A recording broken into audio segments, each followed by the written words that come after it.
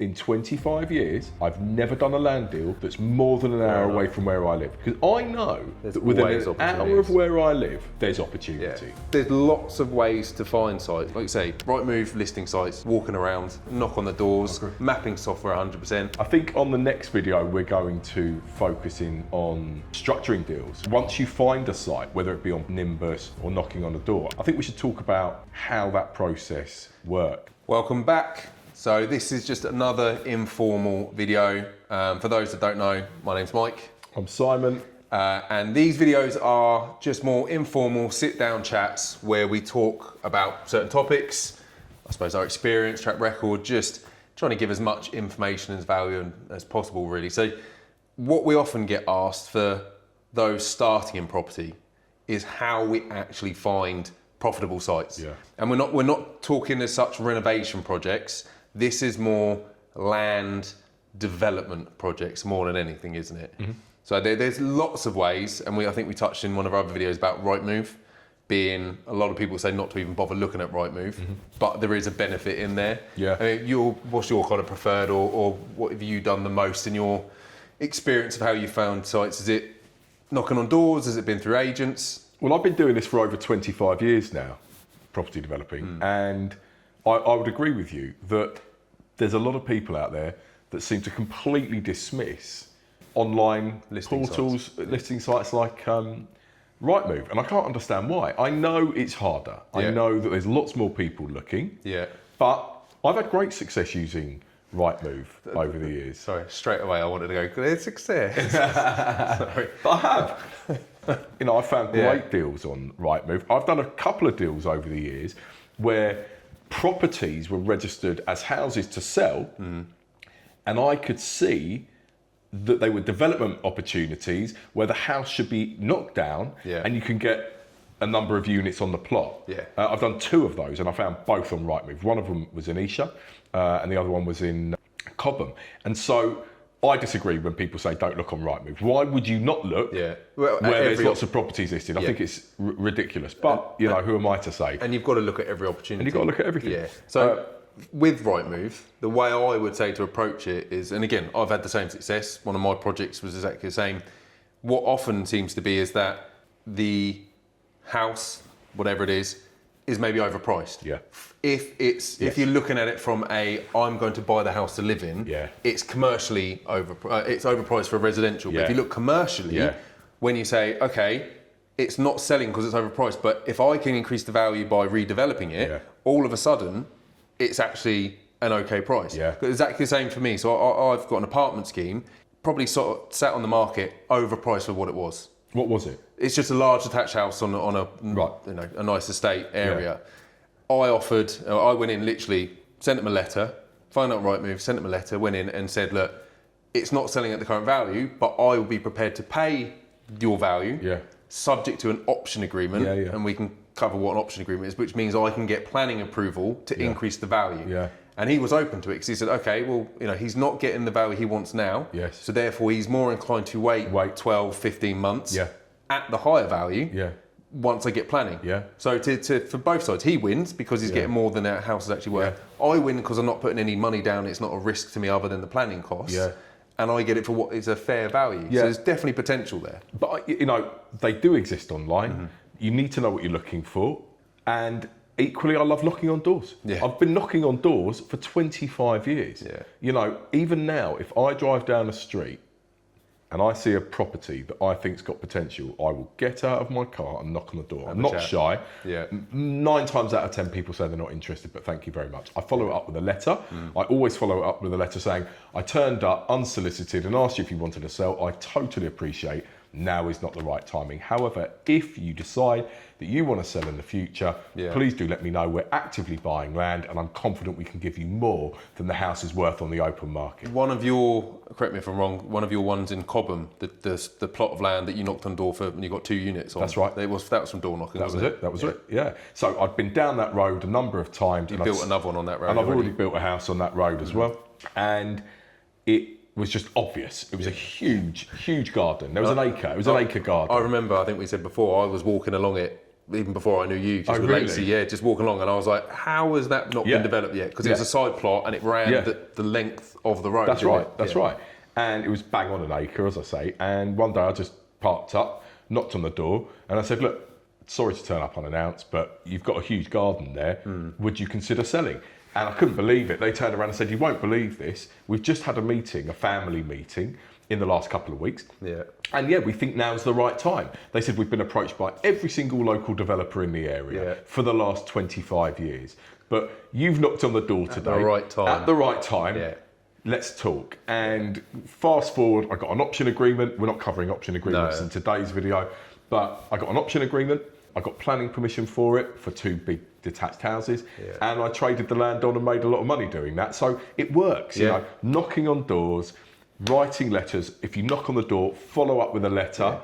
I know people think it sounds unachievable, like it's not going to work, and it does. I was just going to say, because often we've had people approach us saying, like, surely there's too much competition in the market if everyone's doing the same thing, and it really does come down to timing. And consistency. Isn't it? You know, I do it more where I will use software, which will come to, and then I send the letters out that way. So I find it, and it only comes down to that letter being delivered at the right time. Like you said, the amount of times they've had letters before and it wasn't the right time. They're doing something, they're out of the country, whatever.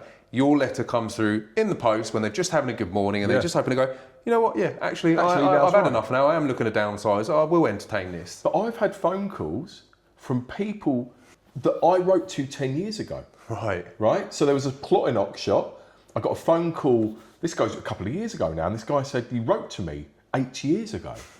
I said, what? He said, yeah, you wrote to me 8 years ago. He said, I've got a drawer and a file. I keep all the letters that I've been sent over the years, and I'm now ringing around seeing who's interested, because now the time's right for us, right? He said, I've called a lot of these developers, they're not around anymore. You know, a lot of them are no longer doing this anymore, or they're not in the right time or place to be doing this. He said, would you be interested? I said, absolutely. You've caught me just at the right time. We're actively buying and we're keen to do land deals. So even if it's not today that they want to sell, people save your letters and they'll phone you in the future. So you're actually setting up a potential future pipeline for yourself. You know, it's great. I highly recommend it. And it's also, like I said, it's time, but the consistency. Because it's also, I found it's not my first letter that gets me a response. It's the second or the third. I've had deals where they're like, you know, they don't even remember receiving the first letter. Of course. But it was the second or the third when they go, oh, okay, this person's quite consistent. Sorry, I missed your first letter, exactly. but thank you. They've been consistent and persistent, and they've gone, actually, I'll tell you what, that's now triggered them into action. And that's where it comes from. And the wonderful thing about knocking on people's doors and writing letters directly is there's no estate agents involved. There's no land agents involved. You're direct to the person who makes the decision. You know, they're going to do their own research. They're not just going to take what you tell them on face value. They're going to do some research, right? But the wonderful thing about it is you haven't got an estate agent in the middle trying to negotiate on your behalf. You know, you're in direct control. Point of contact, isn't it? And agents, land agents, have their time and place. They offer good value for certain bits, but what we're talking about is off market. And we've covered it before and we will cover it again, but the benefits of finding off market sites. But off market doesn't necessarily mean knocking on doors. It means using the mapping software. Yeah, exactly. So one of the key things that I use is Nimbus Maps. There's Land Search, Land Insight, many different softwares, I just happen to use Nimbus Maps as my preference. What that allows you to do, and I don't mean you're more old school than me on this, whereas I more sit at my computer and do it. The mapping software, you can look in geographic locations, normally starting, I would always recommend close to where you are. Your local knowledge will help. And the reason I say that is everyone knows, you know, in an area you might have grown up in, you might have 2 roads. One road, the houses sell at £500 a square foot. The road next door sells at £300. If you didn't have that local knowledge, you wouldn't know difference. You would go, well, hang on, I'm doing my comparisons. This sells at 500. If I'm going to get a bit of land on that side, well, it will sell for £500 a square foot, but it doesn't.